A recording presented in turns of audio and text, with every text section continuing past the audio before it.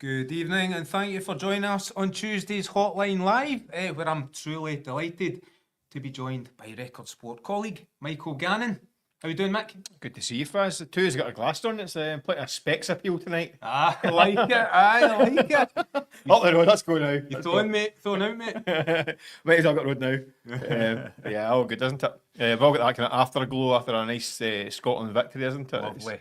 It's a rare feeling this last kind of 12 months, but it's been a nice day today for it, isn't it? Well, in true Daily Record time-honoured tradition, I think on days like this, after a night like last night, I think the hotline, becomes the Scotline. No, well, quite right as well. More Quite right, got to milk it all we can, haven't we? Aye. On that point, actually, we have a very special guest for our viewers, sitting, waiting to be brought in. Oh, there he goes then. Now we know who he is. Jumped the gun. Jump the gun. Scott, you take a rest. We'll speak to you in a minute. Welcome to the Scotline. How you doing, Scotty? It's Scott Burns. There you go. The surprise has been ruined. Up in our Aberdeen office, Scott Burns. How you doing, Scotty? I'm good, yourselves? Aye, getting by. Look, first of all, before we come to the Scotland stuff for last night, we've got some big breaking news. I think it's a record sport exclusive as well. I think it's just gone online in the last 10 minutes or so.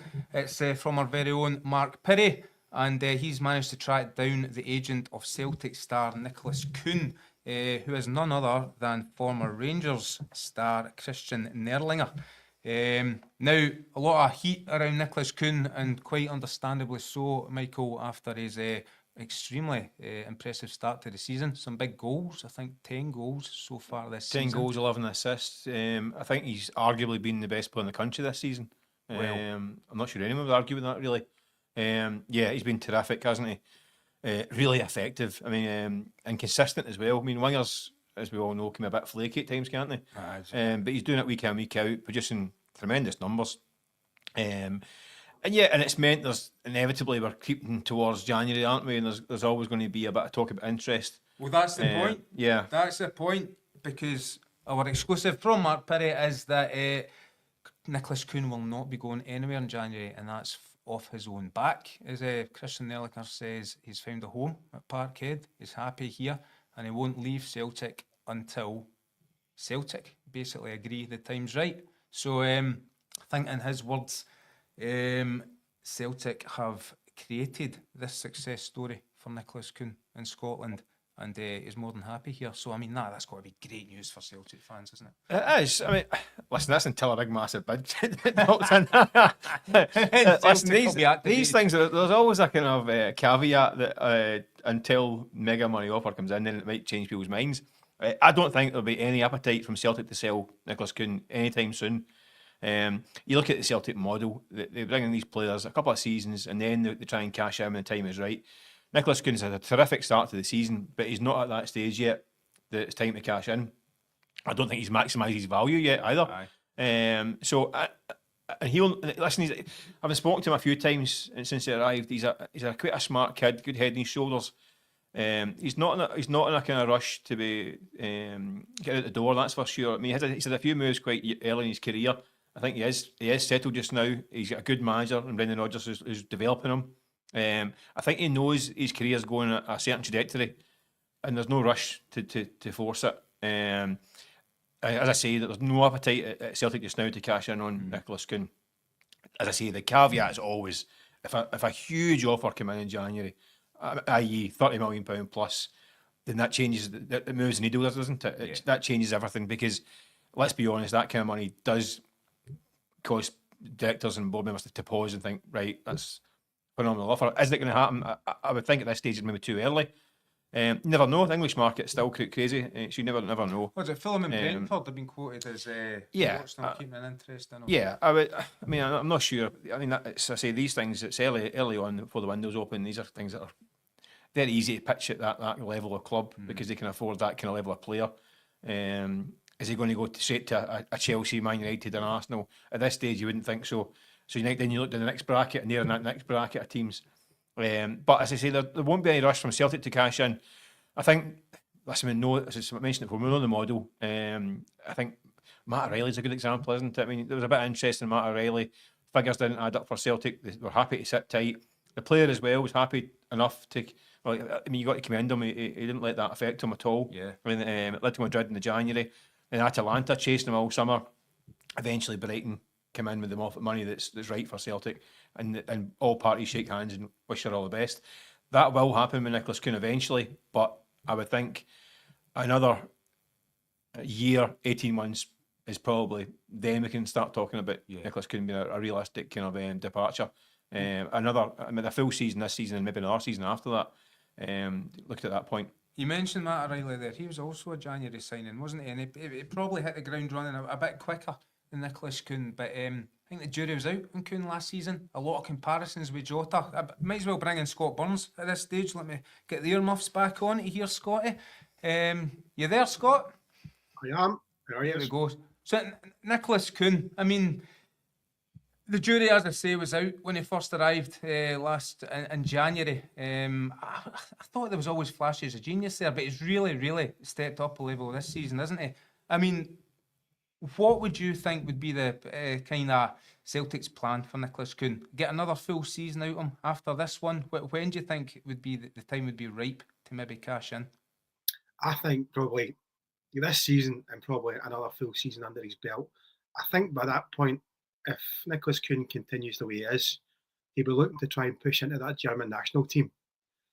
And it's going to be very hard for him to do that while he's playing in Scotland. And that's no disrespect to Celtic. I just think to get into that German team, and I know they didn't pull up trees before this year's finals, that they still have top players playing at very top teams at the very top highest level. And I think for Nicolas Kuhn to get into that national team, he's got to go to probably one of the big leagues and produce there. And I think that might be the issue for Celtic rather than, anything else, because I'm sure Nicolas Kuhn will have ambitions to go for Germany. He's certainly got the ability. Whether he can take that step up remains to be seen. But if he continues the way he is this season sort of thing, there's no reason why he can't get into that German team. It would be great to see him get into that German team as a Celtic player, but I think it'd be very difficult, as Jack Butland found out at Rangers, try to get into the England team. Would you think, Scotty, you think the Champions League will be a factor for him? You saw him against RB Leipzig and how well he played that night. And we can't put ourselves into the German coaches' minds, but if he can do it at the Champions League on a regular basis in the remaining 4 games this year and maybe next year as well, would that be perhaps propel him towards that kind of recognition? That would certainly help. I mean, as long as Celtic are in the Champions League and are making an impression in the Champions League, that will help, because like in previous years, Celtic have struggled at that level. But the further they can get in that competition, the more the players individually enhance themselves as well as the team sort of thing. So if he's playing, for example, he did really well there against Red Bull, a top team who they were second in the Bundesliga, weren't they? Right. So that was one of the top teams in the Bundesliga. He's shown his qualities in that sort of game. So the more he produces at this level can only help him. But it's a double-edged sword as well. I mean, it'll obviously help his cause to try and get into the German national team, but it will also attract interest as well. The good thing from Celtic is that if he's proven at that level, it's only going to put the price tag up. So Celtic, whatever happens, will be in a strong position. Mick, I think the Germany boss Julian Nagelsmann has said he is keeping tabs on Nicolas Kuhn. Do you think if he stays in Scotland with Celtic, he has no chance of breaking into that squad? I mean, obviously Germany have got a really strong in those areas, as Scotland found out in the summer. But that's not. I wouldn't say no chance, but I think Scott's right. I mean, you have to be realistic. Unfortunately, what he does on a weekly basis in Scotland isn't really going to count much towards that kind of recognition at that level, I don't think. But the Champions League is a different ballgame. So if he is catching the eye, and say against RB Leipzig, he's in the UEFA Team of the Week and all that stuff, it's only natural against the German team, which helps as well. Yeah. It's only natural we'll keep an eye. Listen, the manager's not going to say, nah, I'm not looking at him. He's going to keep his options open. Mm-hmm. And he is still quite young. He was highly regarded as a kid. He won various awards as being the best prospect in Germany at certain times. So he's been known to the setup through the years. So he's not a complete unknown. He's just blown into the scene. He was a kid. He was highly recognised. So yeah, I suspect Scott's right. It might be until down the line that if he is at one point playing one of the top 5 leagues in Europe, that's when the call will come. But if he keeps doing what he's doing, he is going to keep progressing. I think he will get. But I think there's parts of his game he's still got to improve as well. but I think Brendan Rodgers will help that. He will keep catching the eye. If it listen, there's going to be more interest in him, and it will snowball. So he's just got to keep doing what he's doing, and you never know. But it's a hard team to get into the German national team. In fairness, that's what I'm saying. Celtic are masters of the player trading. It's a pity he's not got some kind of Scottish granny. We can just appropriate him. Unfortunately, You never know. Have you dug enough? Certainly not looked. But you've seen a lot of Celtic this season. As I say, Celtic are masters of this player trading model. One of the ones that brought in mega bucks in the last few years was Jota. Do you think he is now at the level that Jota was producing in his last season at Celtic Park? Numbers wise, he is. I mean, you get the stats don't lie. I think as a big game player and a big moment player, I think Jota at the moment would have the edge, because done it his 2 seasons in Scotland. He did produce the moments that mattered. Cup semi-finals, cup finals, all firm games. He was the one that could produce the moments of magic.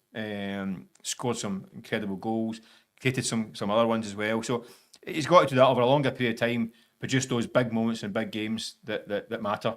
There's a cup final around the corner. That's a stage you can try and show it there. But yeah, he's on that. I don't think you could say he's there yet, but he's on that path, isn't he? Aye.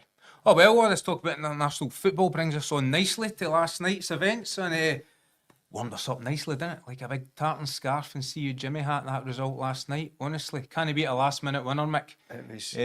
Aye, we're used to the last side, aren't we? We're used to the last minute heartache, so it was a pleasant surprise. Plenty of those in this campaign, but look, it's frost out there tonight. Do you think the Tartan Army are finally starting to warm to Steve Clarke again after that disaster in Germany in the summer? I think so. I think they should. I mean, I think there's no getting away from the fact that the Euros was a major disappointment. I mean, it was such a letdown after the big build up. Unfortunately, the signs were there going into the Euros. The team had been off the boil with injury problems. I think Steve Clarke maybe overthought things a wee bit in the summer. And it looked as though his reign was starting to peter out a bit. I think harshly, it was been criticised really heavily. I think some of it's harsh, especially getting into the post-Euro hangover period. We didn't go to a great start in the Nations League. It looked a bit like things were starting to fizzle out. A lot of these games against good teams, I mean, people kept saying a 1-1 in 16 and all that stuff against Gibraltar. And I was at that game. That was terrible, by the way. It was. I watched it on TV. The 1-1 was a shocker. But I mean, a lot of these games, England, France, Spain, Holland, I mean Germany, a lot of good teams in that time, and a lot of the games were kind of narrow defeats as well, and just the morale took a bit of a hit. He's had to go away and have a rethink. We've got a new formation. He's back to kind of playing 4-2-3-1. Obviously, we know Kieran Tierney.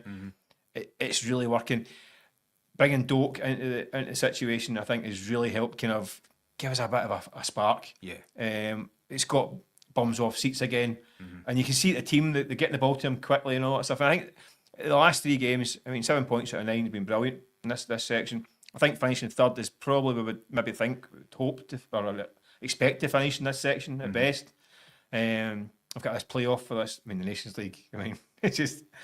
Give us an explainer on that. Yeah, let's whole not. other Either show way, we've got a altogether. playoff to stay in the top tier. Well, not we want to stay in the top tier. I'm not entirely sure. But obviously, there's seeding issues that we'll find out tonight after the results tonight in terms of the World Cup qualifying. But it just gives us a bit of optimism getting the World Cup qualifiers, because in the last 12 months has been pretty grim. Yeah. And I think morale was low, confidence was low, interest was starting to wane, which is a bit of a problem, because we've seen it before with Scotland during darker periods when interest is just completely gone. We've seen the half-empty Hamdens and all that stuff. Whereas this gets it going again. There's a bit of belief. And all of a sudden you think, well, we've got Doak's the great hope, isn't he? Doak's exciting, key. Yeah. Then you think Lewis Ferguson's coming back from injury. Hickey coming back, Nathan Patterson coming back, Kieran Tierney coming back.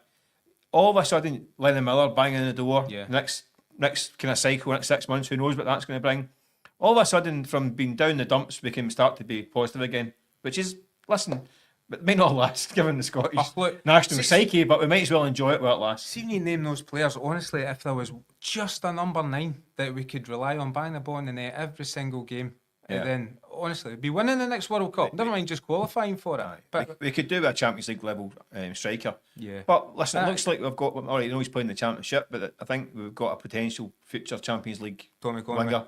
No, I'm talking about Doak. I mean, Conway, I think he's still young and raw. He might come on as well. But he's right. That's one thing we lack. But Steve Clarke, listen, that's the thing. Steve Clarke is getting the most out of this group that he's got. And I think he's no trendy, right? We know he's grumpy. self-confessed Mr. kind of grumpy, and people get fed up with the kind of down hangdog expressions and all that stuff, and they kind of rather do or approach. Don't be fooled by it. This is a guy who's got the team. He's getting the very most out of these players, and if you see it like last night, he is capable of producing exciting football as well. Yeah. So I think we should be positive. I think we should try and get the Men in Black pen out and forget last summer, and just start looking forward to the future. You know, we did similar 2 years ago when we came out, when we lost that qualifier against Ukraine to qualify for the last World Cup. And at that moment, we then went and got thrashed by Ireland over, and that was a horrible day in Dublin. Yeah. And then we reverted to the back four for that Nations League campaign as well. Yeah. And we picked up, and I think me and you were in Ukraine, in Poland, Yeah. for the 0-0 draw that actually qualified us for the top level. Yeah. For some reason, reverted back to the back three again for the Euros. I think Kieran Tierney's fitness obviously swung his mind in that one, but it seems to be that four at the back's the way to go. But I agree. I think Ben Doak, he's been shuffling the same kind of players around different systems, but now we have this superstar in Ben Doak that has changed everything. He can get us up the park. I think in my lifetime I've never known a forward player like him to come through for Scotland. Somebody that can just run at players, continually get by them, and put the ball in the plate. I think that's 4 assists now and six caps. Yeah. It's pretty impressive stuff. Yeah. Do you know what? Let's go and see what Steve Clarke had to say first of all after last night's brilliant 2-1 win in Warsaw. Steve, congratulations. There were wonderful scenes there at the end there. Can you sum up your emotions for us? Really pleased for the players, really pleased for my staff, and really pleased for the supporters. So, yeah, good way to end this part of the Nations League campaign. Obviously, we've got a little bit longer now that we've managed to secure a playoff. So, look forward to the games in March. It was a special night, obviously, for John McGinn and then for Andy Robertson, a wonderful moment for him. Did you always have belief that and confidence that your squad could get that winner, even though the clock was ticking? I think you always believe it was a game. It was a very open game, a game of a lot of chances. So we always felt that maybe one more chance would come. Maybe not from the source it actually came from, but fantastic cross for John Souttar, who was outstanding defensively, him and Grant Hanley.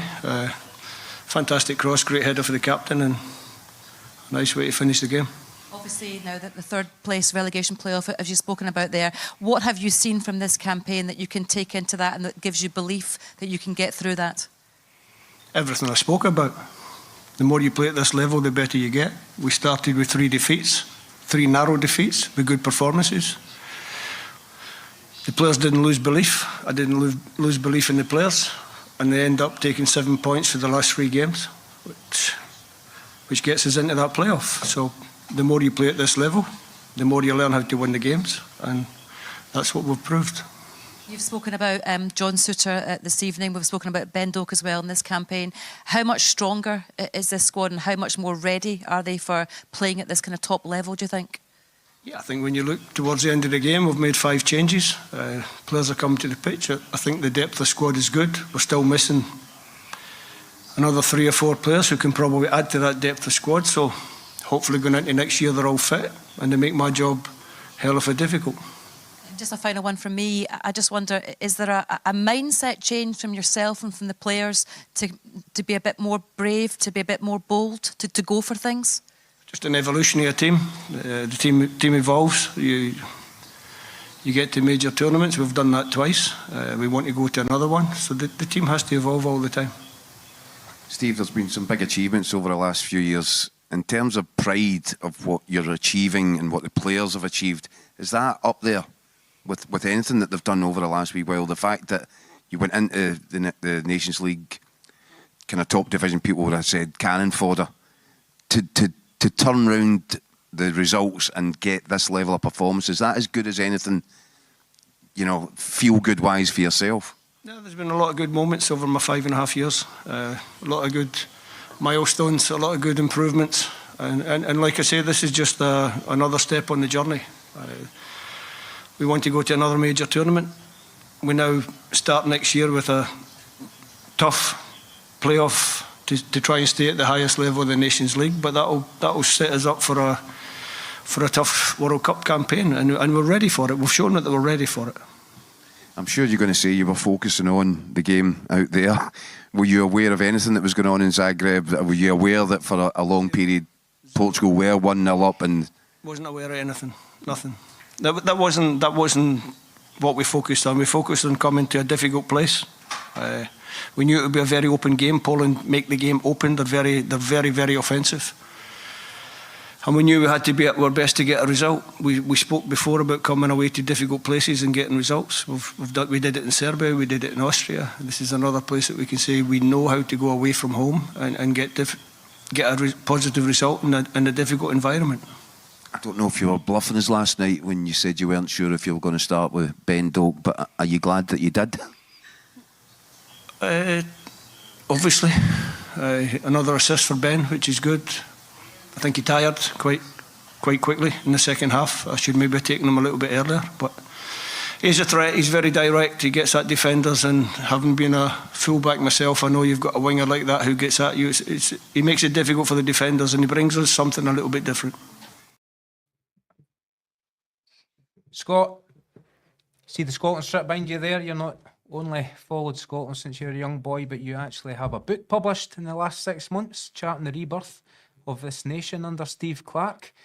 Good question by Keith there to Steve Clarke. Do you think what is achieved in this top tier in the Nations League in the last 6 games, do you think that's as good as anything? Do you think that rivals the 2 European qualifications? In a word, no.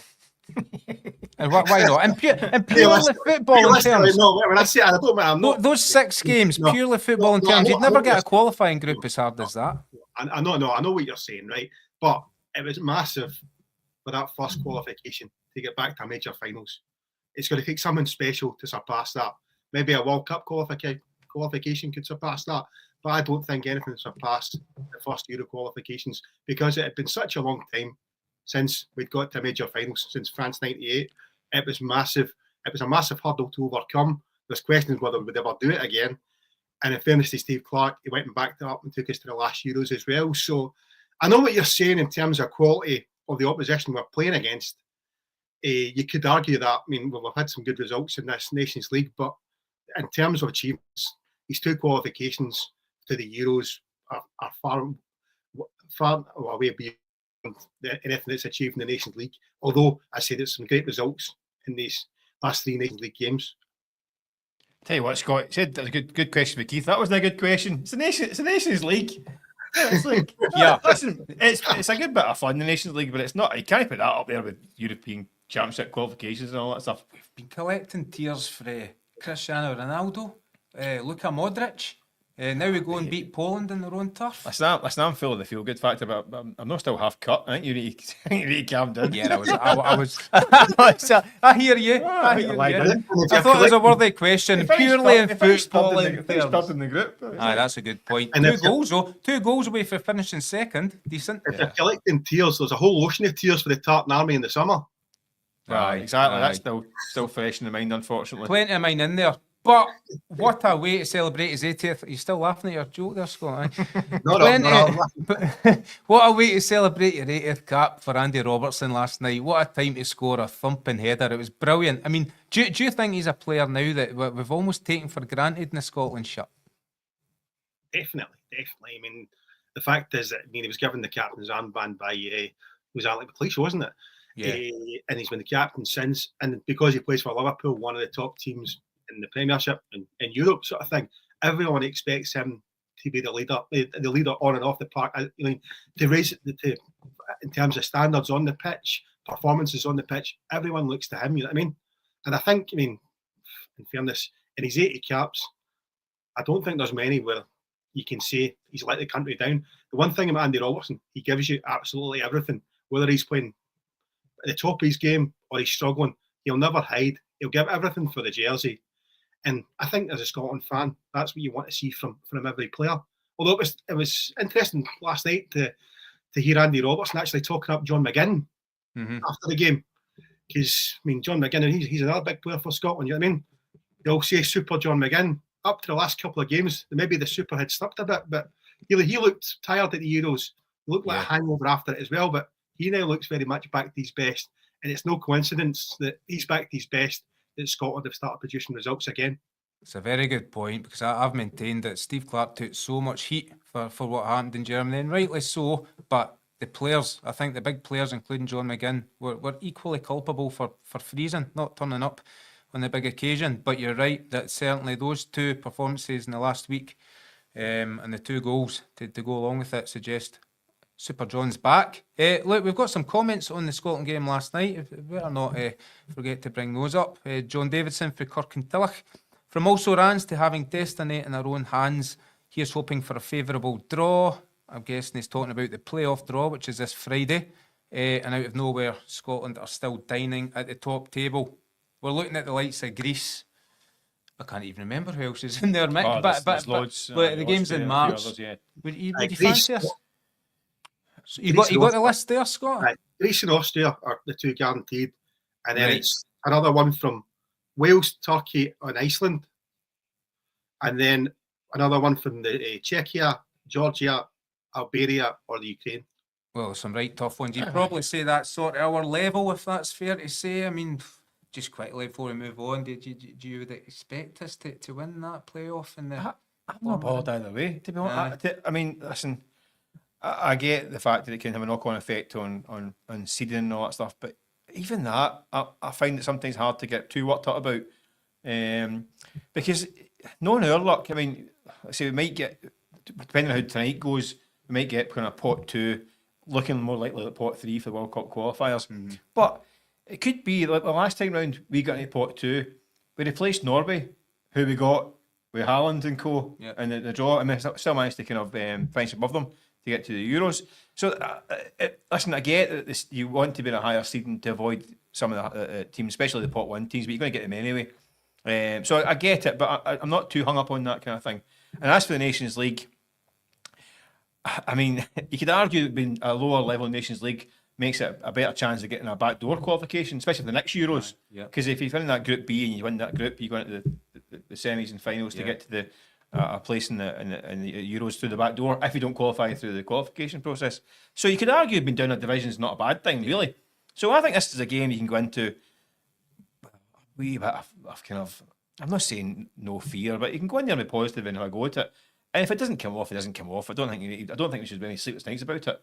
I'd like to see this. Like, this is a format, Nations League, that I don't think that many people really knew there was a relegation playoff to come in the new year. I think that's because we're not used to being in the top. Well, that's the thing. I didn't realise there was another game to have to don't finish bottom. But I'm not too hung up on it, to be honest with you. It's not the World Cup qualifiers down the road, and to be honest, I'm just getting dead excited. Well, that's the thing. It could be September for World Cup qualifiers. Now, depending on if you get a 5-team group or a 6-team group. Nations League is what it is. It's a bit of fun. It's given us a bit of enjoyment through the years. It's been great for us. It got us through into the first Euros we qualified for. So it had served its purpose, but it's still a mind-boggling competition, isn't it? Well, another couple of comments here. Gordon Ashley, great result. Scotland fans who phone the hotline putting the boot into this guy, Steve Clarke, he means. Despite him being our best manager since Jock Stein, Clarke is a great national coach. Another one coming in. Oh, good old Neil Renton frae Leith. Maybe Neil. When John McGinn retires, they'll make a statue of him and they'll put it outside the front doors at Hampden. It'll be so realistic his bum will be at Mount Florida train station. Oh. Very good, Neil. Just last word on Scotland. Is it the Blarney Storm? You got to kind of give it a kiss or a rub. Rub his backside the way to Handy for good luck. Romeo and Juliet. I'd get behind this, so to speak. David Wilson, addition of Ben Doak to the squad has taken us up another level from the team that went to the Euros. If Hickey and Lewis Ferguson return from injury, then surely World Cup is within reach. That's along the lines of what you were saying earlier. Mick, last word on Scotland. Do you believe if all those players back at our strongest, then we will be going to Americas in 2026? I think it all depends on the draw, doesn't it? But I think we're now back to showing that we can compete with some of the top teams. I mean, we've shown that in the last qualifying campaign where we beat Spain at Hampden. So, no, I think we're now in a better place. I've got to say that after the Euros and at the start of the Nations League, I mean, Steve Clarke's done a great job, and I'm a big fan of Steve Clarke, but I had doubts whether he was the man to take us forward, and I was just wondering if the country was going in the right direction. I think they are, and I think, as Mick and you said, that the introduction of Ben Doak's been big, but other big players in this qualifying campaign have been John Souttar. I think he's been excellent in these games. Yeah. Craig Gordon coming back in between the sticks has been another massive call. I know a lot of people thought he's finished, but I think he's lifted things between the sticks. There's several players there, and as you mentioned, when the boys come back from injury, there will be real strength and depth there, and I think there is now a lot more to look forward to. Yeah, I've been banned for talking about goalkeepers on this show. Do we have 40 minutes to add on? No, not allowed to. But Craig Gordon, excellent. Right, moving on. Scotty, you've been working on a Rangers story today. Big breaking news for Rangers that Nils Koppen has been promoted, moved sideways, given a new title, I suppose, of technical director at Ibrox. Now, he was brought in last year and led the kind of recruitment team at Ibrox. Now he's been given the title of technical director. I mean, I suppose the term that springs to mind for me is rearranging deck chairs a bit at Ibrox. I'm not sure if that's fair, but I mean, Scotty, what does this mean for what does this mean for Rangers and the football department at Ibrox, and what does it mean for Nils Koppen? What will he be charged with doing?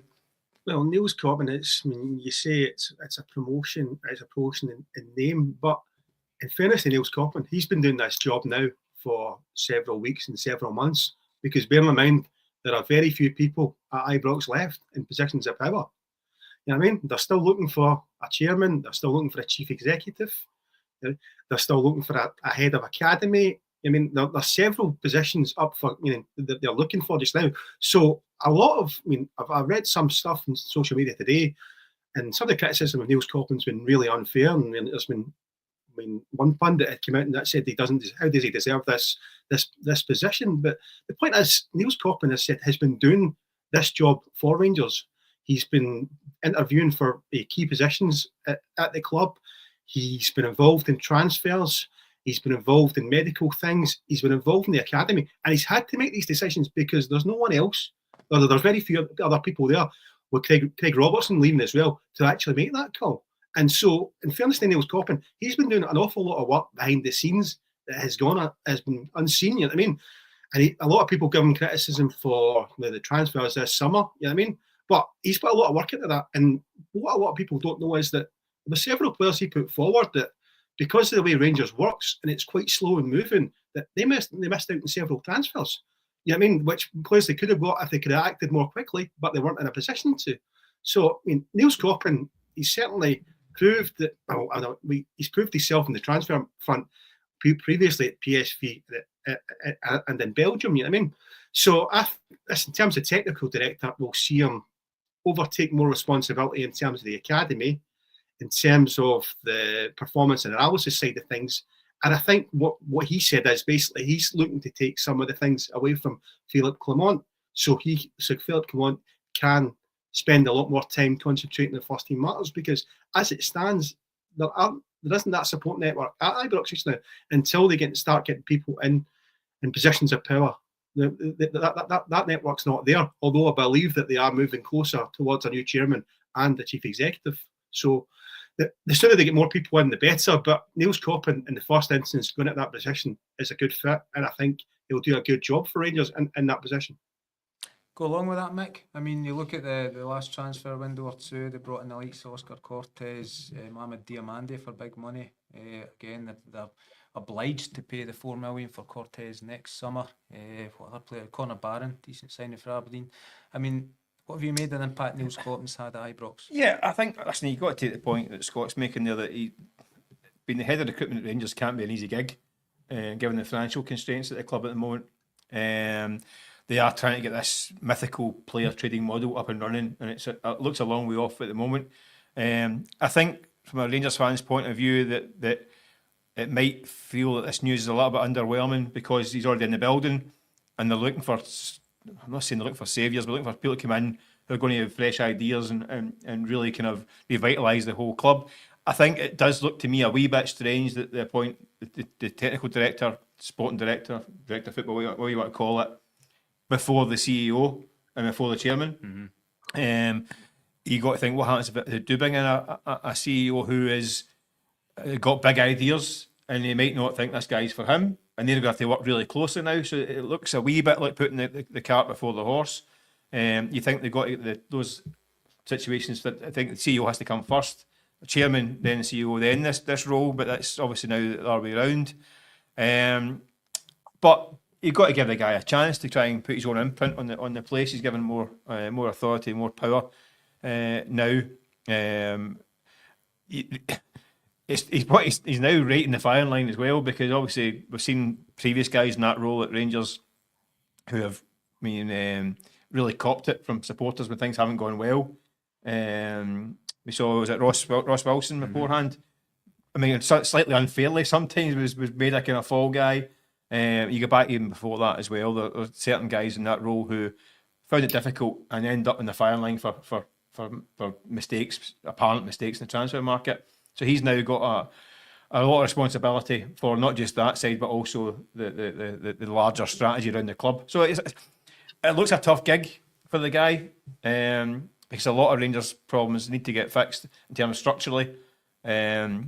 But I think he deserves a chance to go and improve himself.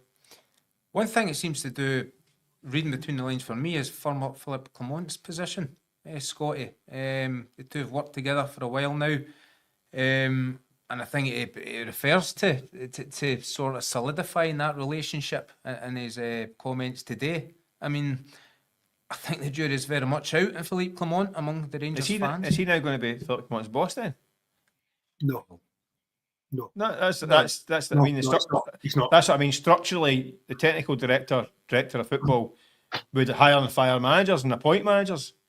Well, these are just titles, aren't they? But that's what I mean. So know that's where I'm still with the slight confusion about the power the grand family the structure behind the scenes. Yeah. Because your technical director usually got the say on hiring and firing managers. Well, there you go, Scotty. I think further down the line, you'll see a sporting director come in as well. As well? Yeah. As well. I think a sporting director will come in further down. How many of these office bearers do you need? I mean, too many cooks. Yeah, that's what I mean about the title. Because technical director is a kind of slightly vaguish term, isn't it? Yeah. There's room for somebody above that again. Yeah. But then again, the CEO has got to come in and fix that structure, hasn't he? So you'd end up with a chief executive, new chairman, obviously, chief executive. Then you think they'll bring in a sporting director. I don't even know what a technical director would then do. Then have all your heads of department alongside Philippe Clement as a boss. I mean, surely that'd be far too many people involved in the football department. Oh, these departments are huge these days. I mean, it doesn't matter what the titles are. That's what I'm saying. But my point is that until you get the main men or women, in position, and these big roles, the chairman, yes, the chief executive, then it should fall under that. But the Rangers haven't done that yet. It should happen in the near future, but we've been told that a few times over the last few weeks and months, haven't we? Scott, another thing that he mentioned, Koppen today, was that he's looking to bring in former players to go in and work at the academy. I think in years gone by, with the likes of Peter Lovenkrantz working in there, and that must have a great effect on the youngsters. I mean, any names you'd throw into the mix, or do you think that is a good move?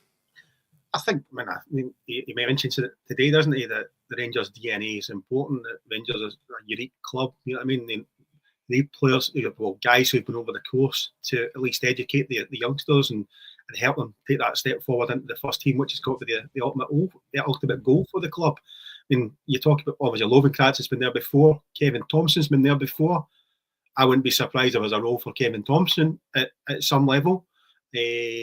But I think it'd probably be a more senior, I like the sort of top end of the academy sort of thing. But I think I think John Brown was involved heavily previously in the past as well.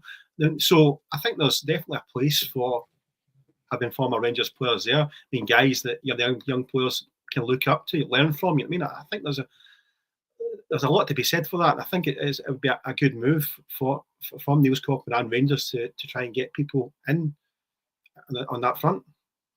All right. Yeah, I definitely think Rangers could do with having people in the building that know what the club is all about, because they've maybe drifted away from that in recent years. I mean, I'm thinking about somebody like Barry Ferguson, or a Stephen Ricker sport columnist. Yeah, I'm trying to talk about a gig here, because he could do both, couldn't he? But you think someone like that who knows what it's all about, especially being a young player at Rangers as well, and the pressures that come with that, and what it takes to become a first team player at a young age.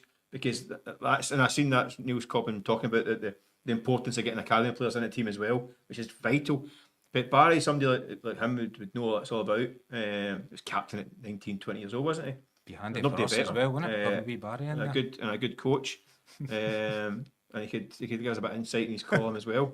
So yeah, it's you better send me that check for talking him up for a gig.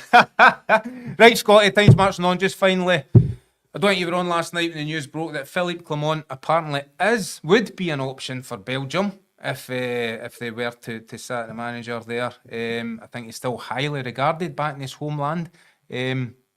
Suggestions here that we get everyone out of Hull, Ibrox, the current hole they're in. Would you think, one, that would be a serious runner? Should Belgium be looking for a new manager? And two, would that be a loss for Rangers? I think if that job was to come up, I think Philippe Clement would take it a heartbeat. I genuinely do. I think obviously he's come into Rangers. He did a good job initially. He's had to rebuild this summer, but I think his eyes have been really opened with what's happened so far. I mean, I think he was expecting to be given time, but I mean, to be 9 points behind Celtic and Aberdeen, it's just you're not going to get time. You know what I mean? Mm-hmm. So I think the pressure's really been turned up on him. He's obviously trying to argue the point that he's trying to build a new squad at a much reduced cost, which I understand that, but it doesn't get away from it. The bottom line is that results are all that matters. So if the Belgian national team job was to come up and Philippe Clement was to be offered, I think he would go. Would it be a big loss to Rangers? I'm not sure. In terms of, I think he's a good manager. Will he turn it around? I'm not sure. But would this be the best way for Rangers? Because then they would then probably get compensation and then could bring in maybe a manager who could unite the fans again. It could be the perfect storm. Mate, no chairman, no CEO, no head of recruitment, no head of academy. Imagine if there's no manager as well. Who'd be running the show? The next few weeks, the next few weeks, and the games that are ahead for Rangers, you've got obviously the cup final, and big games in Europe, the Spurs game, and all that stuff. I think if there's another bump in the road, I think a lot of Rangers fans would drive him to Belgium himself. And that's the reality of the situation. I think he's lost a bit of faith from the fans at this point in time. So if Belgium came calling, I think plenty of them would wish him all the best and say cheerio. Flip that, he comes through this period and wins a trophy and performs well and keeps in the league race and maybe starts cutting the gap, then it changes. But at this point in time, it looks like a tough task. And like Scotty said there, feels a bit like he's been sold a pup. I mean, having to cut his budget in the summer, slashing the wage bill and all that stuff, while competing against a Celtic team who have got loads of money in a position of strength, it's a tough gig for him. So, I think Scotty's right. If Belgium picked up the phone and asked him to come, you think he'd run it himself. Almost everyone's. It's almost a case of, well, it's a win-win for everybody at that point in time. Especially in management, you need to move your stocks quite high sometimes. And his stock isn't that high at Rangers, but it is in Belgium. So, yeah, I can see why that. I think a lot of Rangers fans would think that's maybe a chance to kind of part ways at this point in time. But it's a hectic period for Rangers now. They could do without any kind of managerial uncertainty, albeit results might dictate that's not going to be possible anyway. Certainly a huge month. Look, the producer is in our lug telling us it's time to wrap up. Scotty, that's been 43.5 minutes and not a single mention of Aberdeen. Incredible. We'll come on to that later in the week, though. Looking forward to return of the Premiership on Saturday. But for now, everybody, thanks very much for joining us on Hotline Live, and we'll see you at the same time again tomorrow.